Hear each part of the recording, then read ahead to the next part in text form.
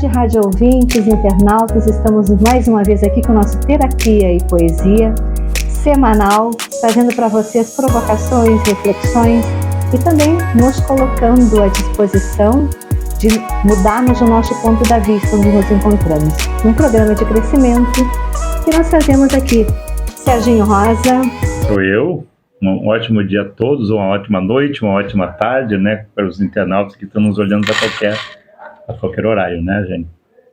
E eu quero apresentar aqui para vocês, hoje nós temos um educador, um filósofo, sociólogo, professor e, antes de tudo, é um curador de almas, porque é um professor. Ele trabalha na educação de base, eu vou deixar que ele se apresente, porque ele vai trazer para nós um olhar bem bacana sobre a educação e sobre o papel do educador dentro das escolas, né? Na formação desses seres humaninhos, né, que vão se tornar amanhã os cidadãos que vão estar conosco dentro da sociedade no mundo adulto, né? Seja bem-vindo, Jackson. Uma satisfação a falar a todos os internautas. Obrigado, Jane. Obrigado, amigo, Sérgio, pelo convite. Me apresentando, sou natural de Soledade, mas vivo aqui no município de Mormaço. Sou formado em Sociologia, Filosofia, Ciência da Religião e atualmente faço mestrado em História na UPF, né? Faço parte de 3 academias imortais, né? De Porto Alegre, de Pernambuco e de Curitiba, né? E a partir disso eu comecei a me inteirar mais em escrever também poesias e poemas, né? Eu já escrevia desde criança, mas depois de adulto começou a me dar essa vontade, depois que eu fui entrando mais no mestrado, que entra mais a pesquisa de campo, surgem mais novidades, então tu começa a se espelhar em novas experiências, né? E ali eu comecei a criar poemas e participar de antologias. Então eu também faço parte desse mundo de escritores, né? Aqui do município, e até final do ano eu pretendo lançar o meu mesmo individual, né? Que maravilha! A primeira pergunta que eu vou te fazer, já que o nosso programa se chama Terapia e Poesia, já que tu é poeta e também filósofo, né? Qual a relação que tu faz entre a filosofia e poesia? Existe alguma relação ou é uma viagem minha aqui de aprendiz? Não, a filosofia a gente já começa desde pequeno tendo uma filosofia de vida, de essência, né? E a filosofia da faculdade, digamos assim, acadêmica, ela não muda muito, né? Porque os antigos filósofos traziam isso, a questão do nosso pensar, né? De motivar o ser humano. O ponto da interrogação, né? Isso, a questionar, mas também nós buscar soluções, né? Não ser aquele sujeito que fica à mercê, sempre esperando tudo, calado, né? Quieto, mas aquela pessoa atuante, né? Que então, faz movimentos, como diz a gente. Que faz movimento, que seja crítico, né? E isso que faz o nosso mundo hoje em dia se tornar mais belo, digamos assim, e mais perspectivo, com uma perspectiva maior. E isso a filosofia começa com os pequenos, né? É aí que surge, né, essas indagações, esses questionamentos e fazem o ser pensar, né? Fazendo o ser pensar, nós temos uma sociedade mais pensante e menos, digamos assim, pessoas acomodadas com situações, com questões do país que envolve. Então, pessoas atuantes sempre vão estar ali com críticas construtivas. Vamos construir algo melhor, vamos solucionar algo do nosso município, da nossa região, do nosso país, e não ficar, não, vou deixar para o governo fazer isso. Não, eu faço parte do governo. Como agente ativo, né? Como agente ativo, cidadão participante, né? E é isso que a gente tem que construir com os nossos jovens, né? Que eles são seres construtivos e que podem atuar em sociedade. E hoje é muito bacana que a aula do professor, que eu tive o prazer de assistir, era ele provocando os alunos sobre o sentido da vida. Então, eu achei muito rico isso, né? O tema, né? Sim. Qual é o sentido da tua vida, né? Qual é o sentido da vida para ti, né? Com alunos de 11, 12 anos, né? É importante esse olhar. E aí, na pergunta de você se vê em adultos ou crianças, né? Sim. Eles colocaram que se viam crianças, né? Mas eles também no limiar, na linha limite do adulto, né? Da formação Sim. do adulto de amanhã, né? E como é importante trazer essa provocação de o sentido da vida. Porque amanhã você é o adulto, né? Senão você fica vindo ao mundo a passeio e só faz críticas, mas críticas pela crítica sem fazer a ação de movimento, né, de tentar resolver mesmo, apresentar as soluções também, não só críticas, né? Com certeza, né? Como eu sempre falo, nós estamos aqui no mundo de passagem, mas nós vamos ser só mais uma pessoa passando nesse mundo ou nós vamos construir uma história e deixar como legado, né? Não podemos ser apenas um mero atuante, digamos assim, mas nós temos que ser aquele atuante principal, que construímos história, que deixemos algo para as próximas gerações seguir. Que impactamos o ambiente onde passamos, né? Exatamente, isso aí. E isso aí começa desde os nossos pequenos jovens, né? Construindo ali o saber, buscando conhecimento, né? A leitura, isso que você hoje veio, colocou aqui para o jovem, isso é muito importante, criar um ambiente diferente, não aquele ambiente que eles já estão acostumados, chegar, pegar um livro, sentar, olhar o professor explicar, mas tu questionar eles trazer aquela bagagem de conhecimento, porque nós, professores, nós estamos construindo nosso saber todo dia, com os alunos. Sim. Eles agregam conhecimento, mas nós também aprendemos muito com eles, né? É o eterno Paulo Freire, né? Isso, mas isso sempre é aquele professor que questiona, né? Que busca, né? Podemos mudar a educação como? Questionar como? Lá vai podemos fazer isso. O outro, podemos fazer aquilo. Então, isso parte deles, né? Isso que é digamos assim, uma democracia. E como eles respondem, né? É interessantíssimo como eles respondem quando provocados, como eles respondem com movimentos diferentes. O movimento anterior muda completamente quando nós provocamos, nós, os adultos, provocamos eles a fazerem algo diferente e isso surge um turbilhão, né? E eles têm acesso a muita informação através das redes sociais e elas são fragmentadas, elas não estão conectadas. E aí surge o professor, aquele bom professor que tem o conhecimento da filosofia, para fazer com que esses questionamentos deles tenham uma certa direção, pelo menos, assim, para que eles construam alguma coisa com esse conhecimento desse grande oceano da VEB, que infelizmente ele é raso, né? Bate nas canelas, às vezes, esse grande oceano. É exatamente isso que eu ia até te falar, né? Que a gente estava trabalhando na última aula com a mesma turma sobre inteligência artificial, que envolve essa questão dos robôs que a gente já está vivendo, né? Então, eu passei um vídeo para eles que, tipo, daqui mais um tempo, não muito, os robôs vão ter uma perfeição quase humana, né? Que vão estar ali, né? Mas daí eu questionei eles, mas daí nós vamos viver só com o robô apertando isso para fazer as funções, mas e o nosso cérebro, né? Eu dou uma pesquisa para vocês lá, para pesquisar na internet, mas vocês leem o que vocês estão pesquisando, só dão um Ctrl+V. Porque se tu dá só o Ctrl+V, tu não adquire conhecimento. De 100% do nosso cérebro, nós usamos quanto? 10%? Então, se tu lê, tu vai adquirir conhecimento, argumento. Sim. Se eu não lesse, se eu não buscasse, eu não teria argumentos para falar. E eu poderia dizer, então, aqui, que talvez a responsabilidade por esses indivíduos de amanhã está muito mais nas mãos nossas, os educadores. Eu sempre me coloco como educador porque eu também estou interessada na educação, não sou técnica, não tenho formação, mas eu sempre me coloco porque cada um de nós, adulto, é um educador, né? Vocês com toda a parte técnica de aprendizagem, mas nós somos os responsáveis, né, por esses indivíduos, né? E eu acho que até educador pelo nosso exemplo, né? Sim, sim. Porque nós que falamos, não devemos só falar coisas aos ventos, devemos dar o nosso exemplo. E o professor sistematiza isso, coloca isso de uma maneira, né, metodológica, acadêmica, né, que nós não, e que eu pelo menos não tenho, né? Sim, eu também não. Sempre brinco que nós somos os apoiadores, mas eu me coloco como educadora justamente por conta deste olhar para a educação do indivíduo, né? De quanto a gente vai despertar nele talentos ou coisas que hoje ele não se enxerga, né? Que hoje foi aquela turma ali fantástica, né?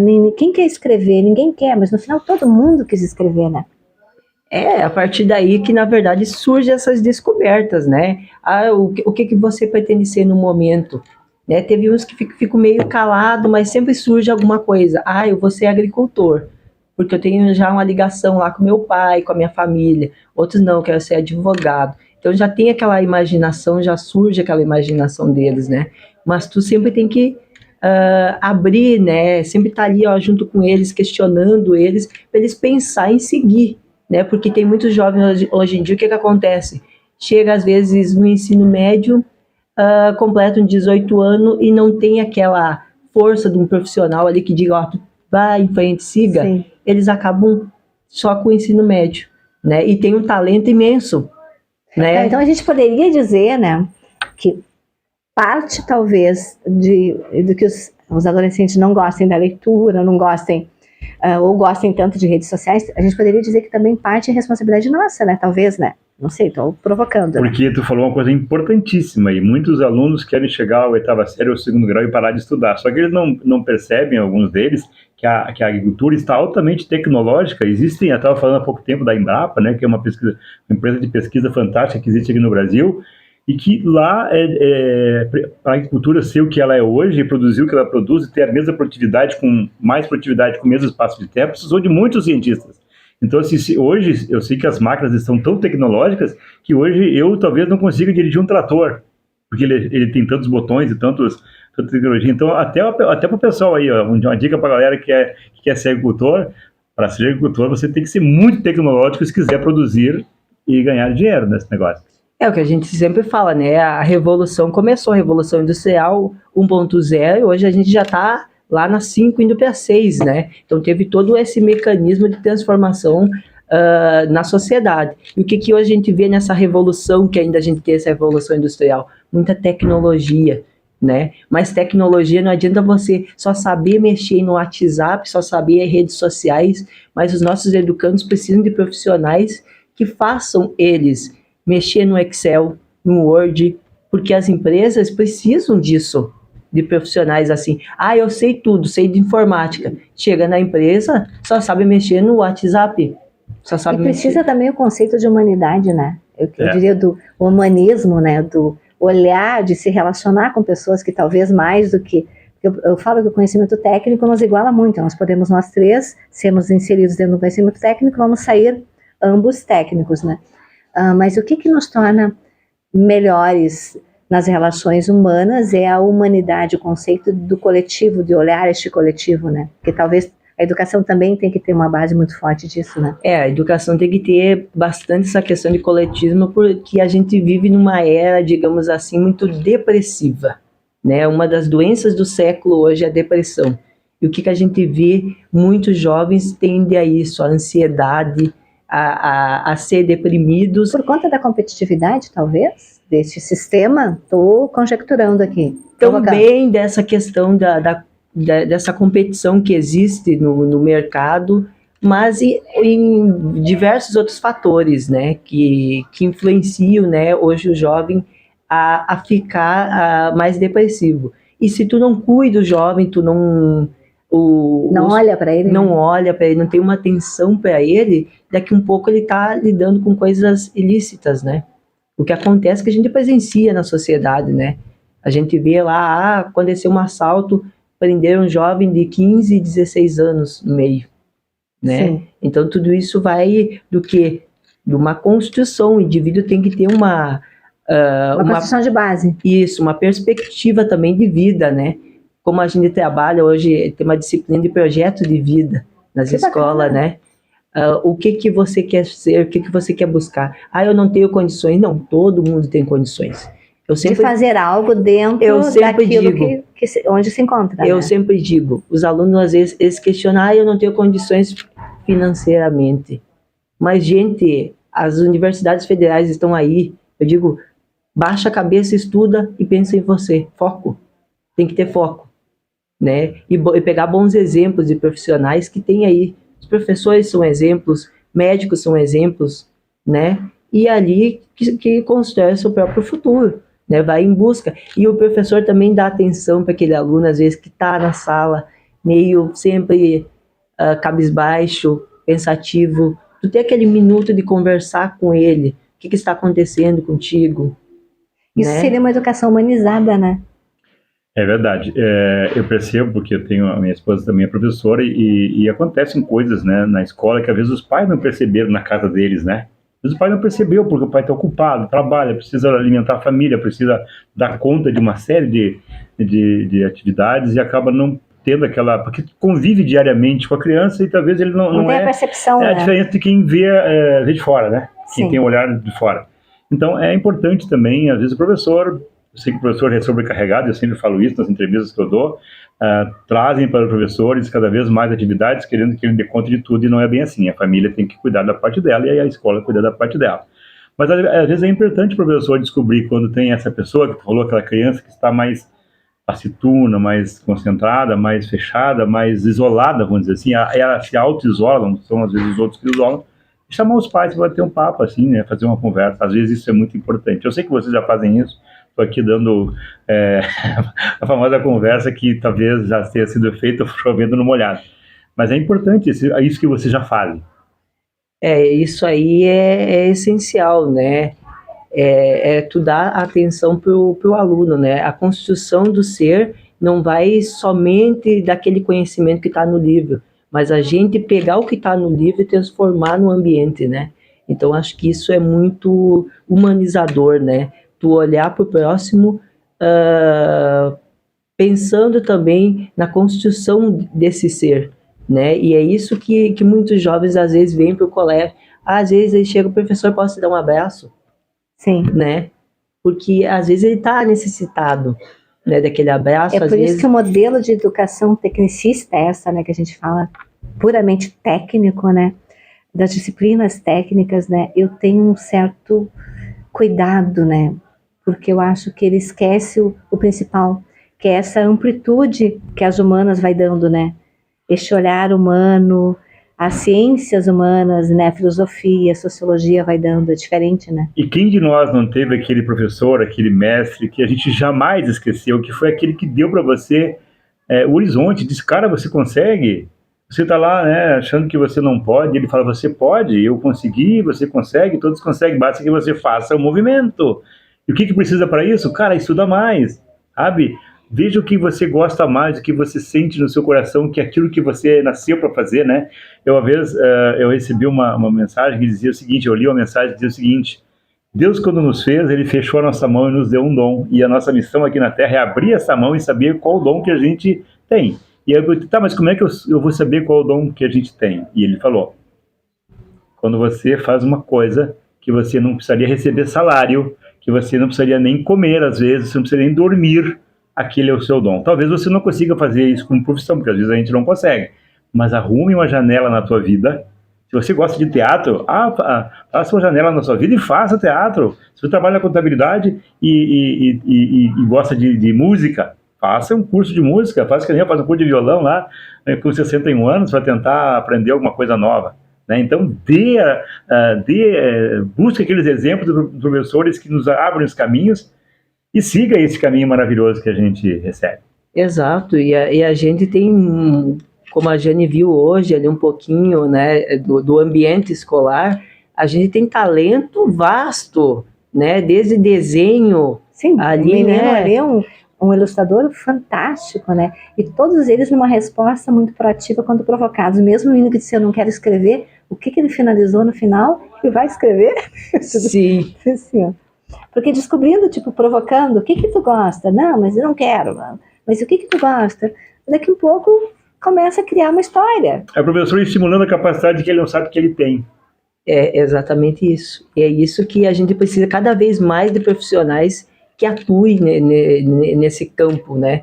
Que faça o aluno ver que ele é capaz, né? Porque todos nós, como você bem salientou, recebemos um dom de Deus. Tem uns que recebem até mais, né?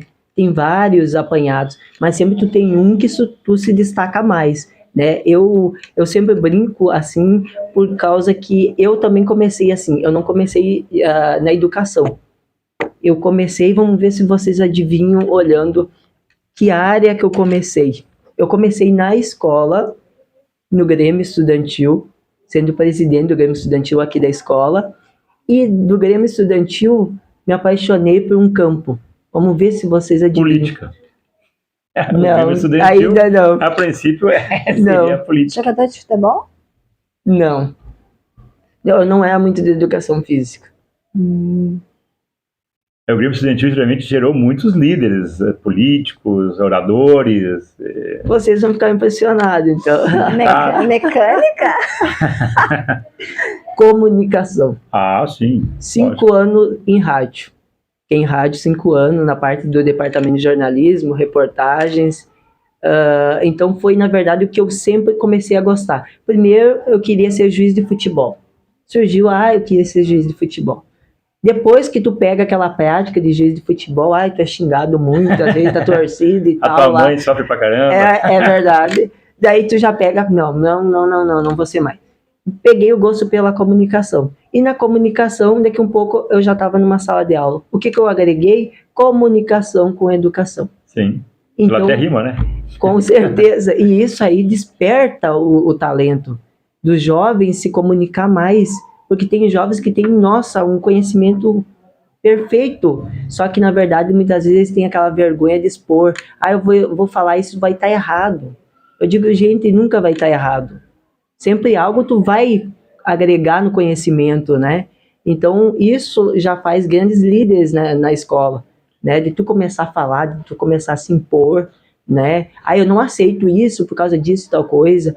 Eu gostei disso, né? O posicionamento, né? Eu até ia te provocar, né? Que o se impor fica meio pesado, né? Eu fico maior do que tu, né? Mas posicionar. O posicionar. Com o argumento do porquê sim, porquê não. Isso, onde é que eu me coloco, né? Essa é a minha posição. Isso para o filósofo é uma maravilha, uma barbada.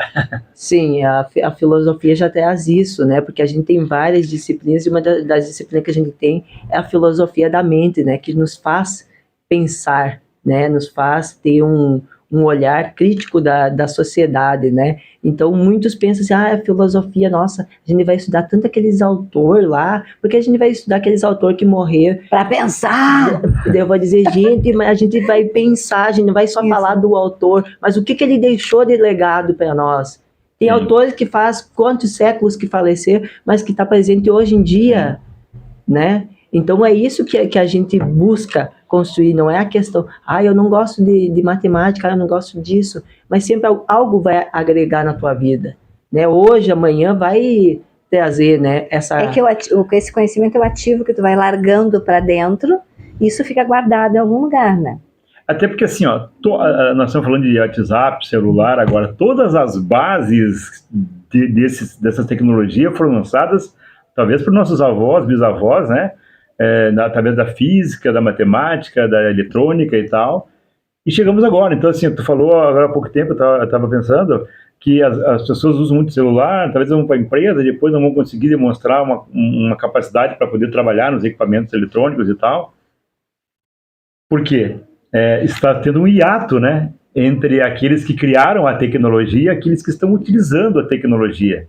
Existe mais de 600 mil vagas de tecnologia de informação no Brasil. Não existem pessoas capacitadas para fazer a programação de um computador. Eu trabalhei 10 anos com isso, é muito bom, é muito fácil, é muito instigante, né? Então, assim, nós estamos usando tecnologia que nossos avós desenvolveram.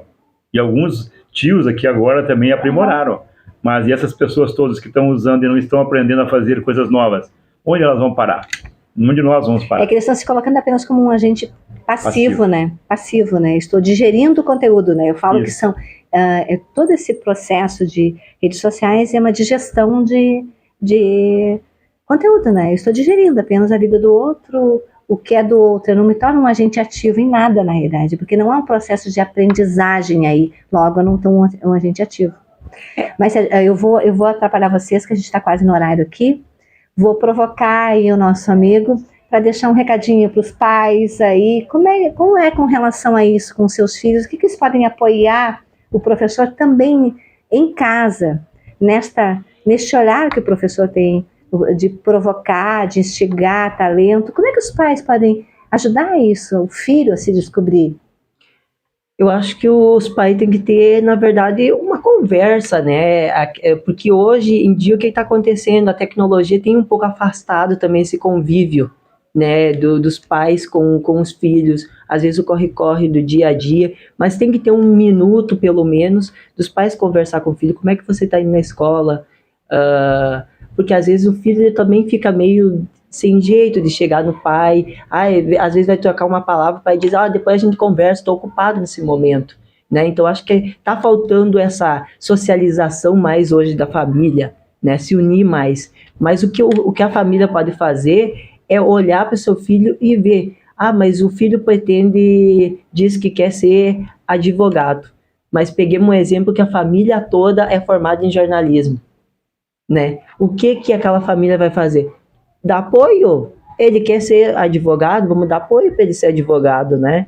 Então, acho que o que o jovem precisa hoje em dia é apoio, a palavra apoio, né? Em todas as questões, né? Porque o jovem às vezes se sente fracassado nisso, porque às vezes não recebeu um apoio, né? Então, às vezes ele busca esse apoio na escola, mas só a escola não vai... Não tem como dar conta. Não vai dar conta, né, de tudo isso. Que não é o papel dela também, né? Sim, mas hoje em dia a escola tá pegando, digamos, tudo, né?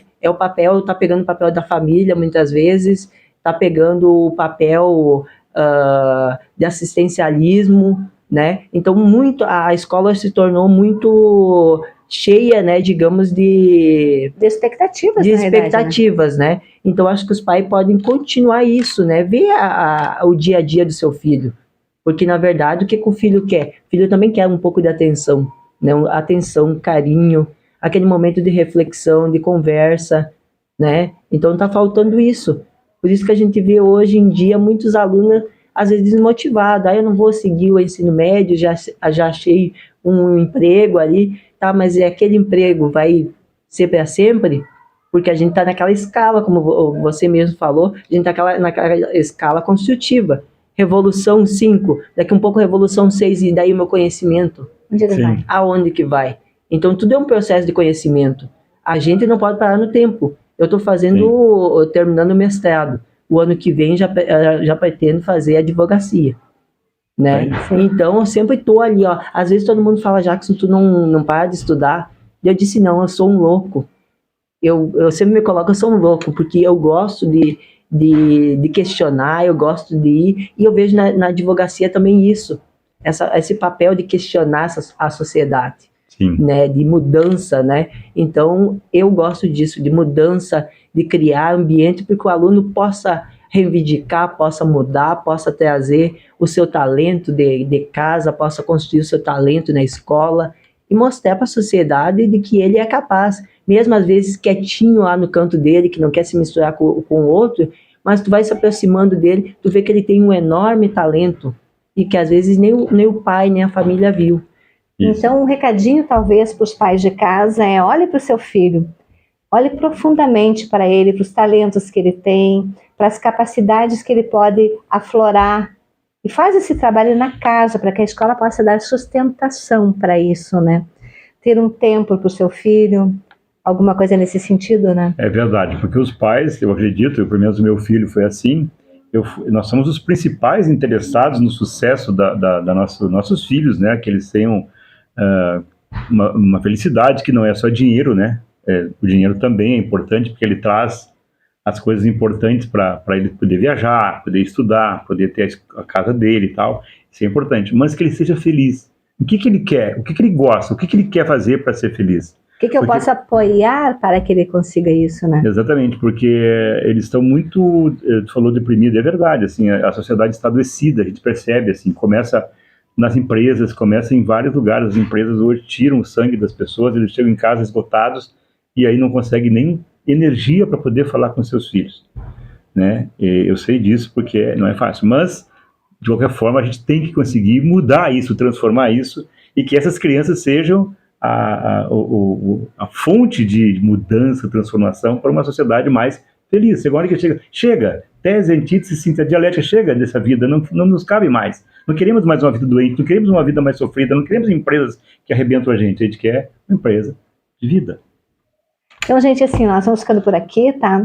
Agradecendo ao nosso querido professor Jackson, né? Desejando que ele continue sendo esse ser provocador, instigador dos nossos alunos, das nossas crianças, para que elas se transformem, né, em indivíduos mais também instigadores, e isso vão sendo polinizadores de movimentos diferentes, né? Isso. Então eu agradeço ao professor Jackson, que nos deu tantas aulas, uma aula para nós aqui, nós somos eternos aprendizes, né? E aqui diretamente da biblioteca da escola Joaquim Gonçalves Ledos, aqui em Mormaço, né? Hoje, a escola onde eu estudei, tá, gente? Estamos aqui felizes. Uma biblioteca de uma escola é um lugar de vida, de conhecimento, então está muito felizes. e obrigado por mais este Terapia e Poesia com o professor Jacques. Então, a próxima semana a gente estamos aí. Tchau. Tchau.